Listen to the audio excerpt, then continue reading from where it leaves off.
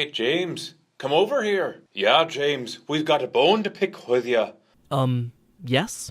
James, you've been stirring up an awful lot of controversy, James. Yeah, James, an awful lot of controversy in the early church, James. But before we even get to that, we need to know exactly who you are, James. Yeah, James, there are a good 7 of you in the New Testament. How about you do us a favor and tell us who you really are? Well, Jesus had 2 apostles named James. Some traditions hold that I was James the son of Zebedee. James, if that's who you really are. Yeah, everyone knows that James the son of Zebedee was brutally murdered in 44 AD, well before the letter was written. Yeah, and was resurrected in 1829.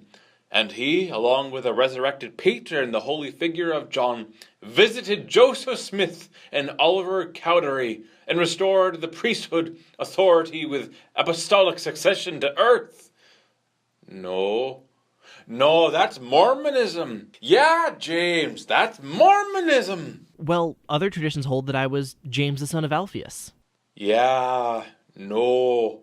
James, the son of Alphaeus, has no prominent scriptural presence. Yeah, James, he's a nobody. It's highly unlikely he would have had the recognition enough to be identified as simply James as the letter writes. Yeah! So who are you really, James? Yeah, James, quit beating around the bush. Fine. There's no definitive evidence as to which James actually wrote the letter we have in our New Testament versions. However, the trail of evidence leads to James, the brother of Jesus, who made a strong appearance after his resurrection, spoke prominently in the assembly of the apostles and older men in Jerusalem, and who's clearly who church tradition holds to be the author. And while this is still only a theory, it doesn't change the narrative of the letter in which James is a well-respected and prominent figure in early church history. Well, why didn't you just say that, James? Yeah, James, was that so hard?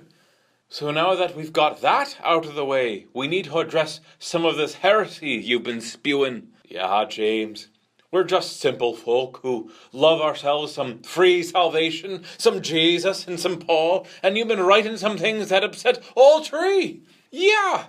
What have you got to say for yourself, James? Well, what did I write in particular that's upsetting you? Oh, James, I know you're used to writing some pretty controversial things, but this heresy is the elephant in the inner room. Yeah, James, the heresy that made our beloved Martin Luther want to rip you right out of the canon. Yeah, James, what have you got to say for yourself, disrespecting Paul like that? The nerve of you, James. Oh, you mean my controversial views on the necessity of works in regards to faith and salvation? There you go, James. Yeah.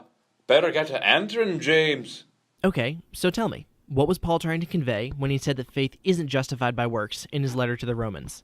Well, James, you see, he was talking to some real prudes who want to do the bare minimum to get into heaven. Yeah, the bare minimum while still doing the exact same sins and just calling it an exercise in God's grace. What a bunch of total morons. Just look at his letter to Galatians. When the people started abusing his doctrine of salvation through faith alone. What a bunch of total morons! Yeah, morons. And old Paul tells these morons the faith they need is the kind that works through love. And how do Christians show love? Through actions. Duh, James. Yeah, James. Is this getting through your thick heretical skull?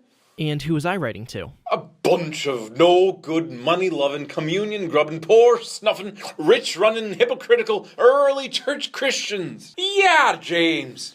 The kind that's allergic to showing good old-fashioned Christian love. The kind that needs to be told that faith without showing love to each other isn't going to fly with God. That's good theology, James. You should be writing this down. And how do Christians show love to each other? Through actions, you donkey. Yeah, you donkey. Through action. Are you dense in the head? I think my work here is done.